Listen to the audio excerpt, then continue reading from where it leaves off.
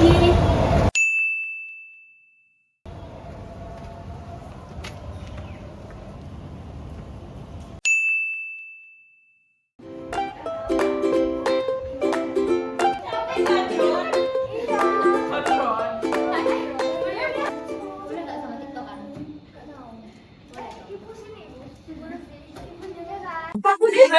Hai. Hai. Oh iya, hari ini matkul apa ya? Hari ini sih matkulnya Bu Lutfi. Kemarin katanya mau bahas grade accounting.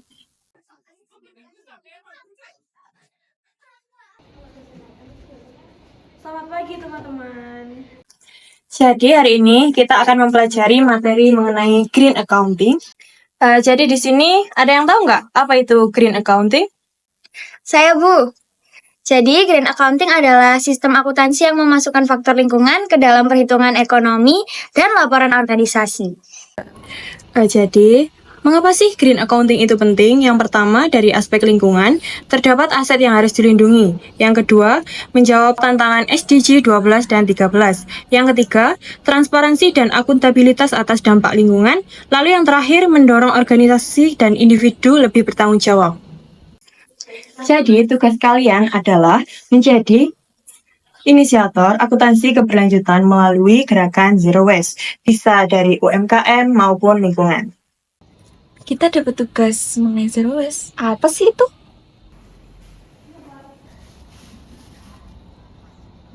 Tadi teman kita udah buang sampah sembarangan aja nih, padahal sampahnya kan bisa diolah dan dimanfaatkan lagi. Contohnya ini, itu bisa didaur ulang lagi tahu, bisa jadi uang atau entah apa gitu kan ya. Betul, padahal kan kita udah dapat materi green accounting. Harusnya kita mendukung akuntansi berkelanjutan di masa depan. Iya sih.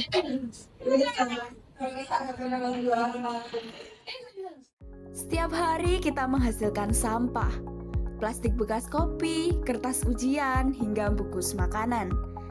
Tapi, pernahkah kita berpikir bahwa semua itu juga bicara soal angka, data, dan tanggung jawab?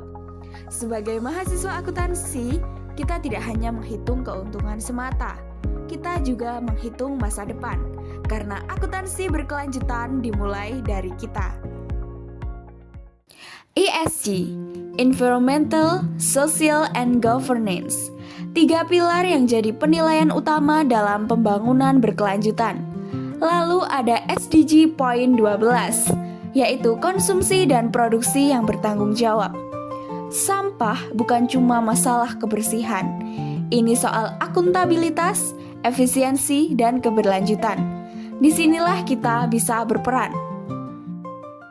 Kami percaya bahwa perubahan tidak bisa terjadi sendiri. Oleh karena itu, kami menjalin kerjasama dengan Zero Waste Kota Malang dalam memilah, mengelola sampah secara bijak. Halo, perkenalkan nama saya Herlina Septi Andini, biasa dipanggil Herlina, dan saya adalah inisiator komunitas Zero Waste Malang. Oke, jadi Zero Waste Malang itu merupakan komunitas yang dibentuk di akhir 2018.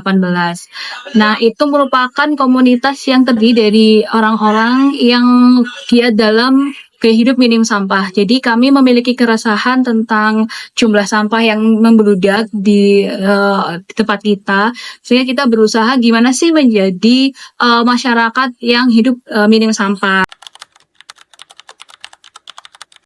Oke, jadi tantangan untuk pengelolaan sampah pribadi ya, terutama rumah tangga atau teman-teman yang mungkin kos gitu, itu ketika kita ingin memilah sampah misalnya, kendalanya tidak ada fasilitas atau sarana prasarana yang memadai gitu. Karena misalnya kita ingin setor ke bank sampah, ternyata di Kota Malang itu masih tidak banyak gitu ya bank sampah. Kadang ada tapi jauh, itu bisa membuat masyarakat atau anak muda itu mengurungkan niat ayahnya untuk memilah seperti itu. Kemudian ada lagi support. Jadi kita kan fokus utamanya itu adalah mengurangi sampah. Kita misalnya membawa tumbler sendiri, membawa wadah makan sendiri dan lain sebagainya.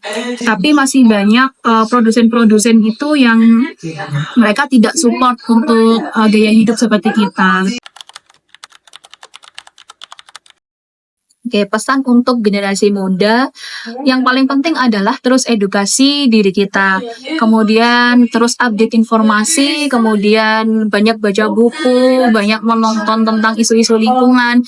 Itu sangat membantu untuk kita memahami apa sih sebenarnya urgensi dari mengapa kita harus hidup ramah lingkungan, terutama hidup minim sampah.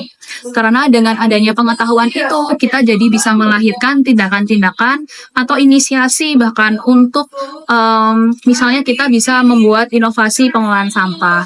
Khususnya untuk mahasiswa yang mungkin lebih memiliki ilmu, baik itu di bidang sosial maupun di bidang lingkungan, di bidang ilmu pengetahuan alam, untuk bisa lebih aktif melakukan inovasi terutama di bidang lingkungan. Jadi keberlanjutan lingkungan, terutama tentang sampah. Sebagai generasi muda, tentunya kita harus memiliki kesadaran terhadap keberlanjutan, baik dari segi lingkungan maupun sosial. Kita bisa memulainya dari hal sederhana, yaitu dengan pengelolaan limbah sampah. Dengan menerapkan langkah-langkah kecil yang konsisten, kita akan mencapai terwujudnya SDGs, terutama poin 12 dan poin 13. Mari kita mulai dari diri sendiri, karena perubahan yang besar selalu dimulai dari hal yang kecil. Hal yang awalnya tidak berguna bisa menjadi berguna. Kita sebagai mahasiswa, sebagai inisiator, dengan cara melakukan perencanaan keuangan dengan cara sistem pelaporan keuangan berbasis lingkungan, dan juga memiliki semangat hijau adalah salah satu bentuk kita sebagai mahasiswa yang peduli akan adanya akuntansi berkelanjutan. Pemerintah juga harus mewajibkan perusahaan-perusahaan untuk membuat laporan berkelanjutan atau sustainable report.